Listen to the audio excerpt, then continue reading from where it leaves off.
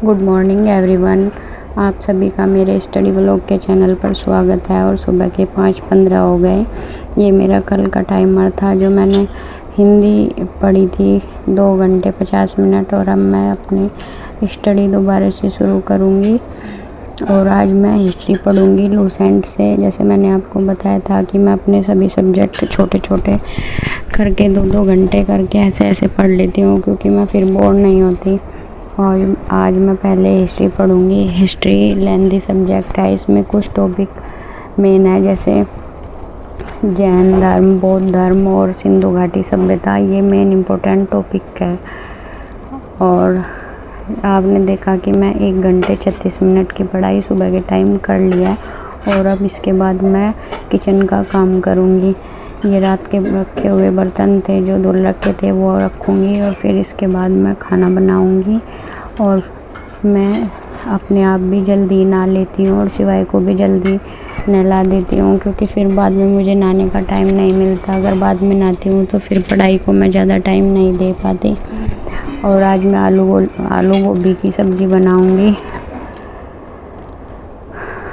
जैसे geography subject है। Geography पहले मुझे बहुत हार्ड लगता था।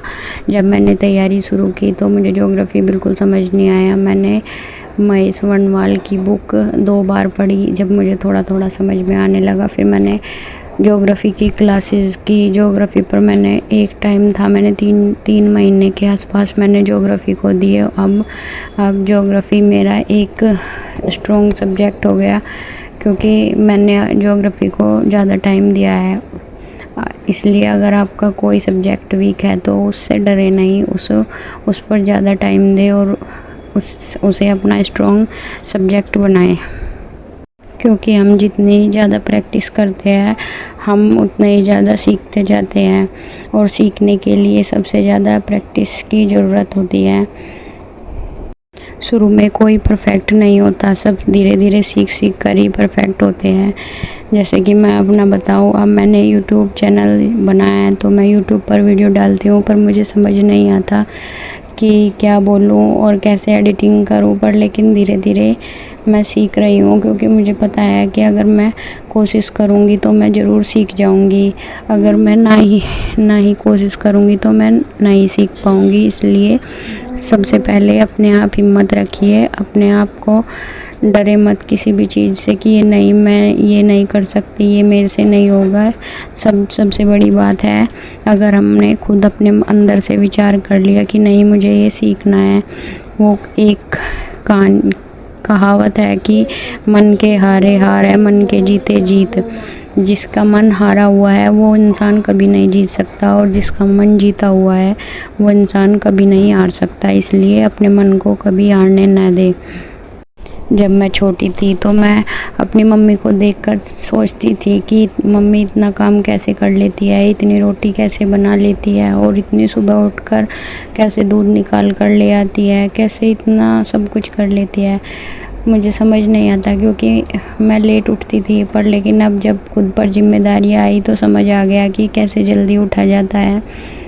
मैं भी जब मुझे कुछ काम होता है या कुछ करना होता है कि सुबह उठकर ये करना है, तो मैं उसी के हिसाब से सुबह जल्दी उठ जाती हूँ। सोचकर सोती हूँ कि मुझे उस टाइम उठना है तो मैं उठ जाती हूँ।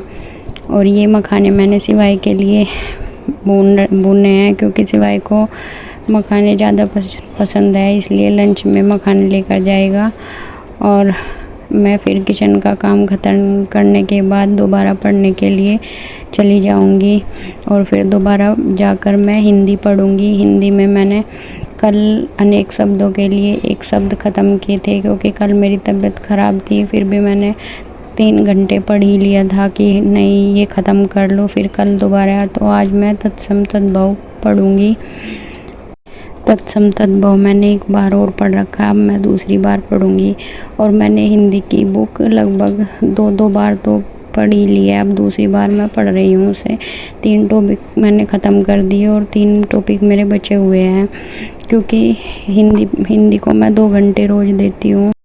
ARO में हिंदी 60 नंबर की है, इसलिए अपने 60 नंबर लाने के लिए हिंदी पर थोड़ा ध्यान तो देना ही पड़ेगा। और अब मुझे पढ़ते हुए शाम के 5 बज गए और क्योंकि आज काम ज़्यादा था तो मैं लेट ही पढ़ने लगी और लेट ही पढ़ाई मेरी शुरू हुई।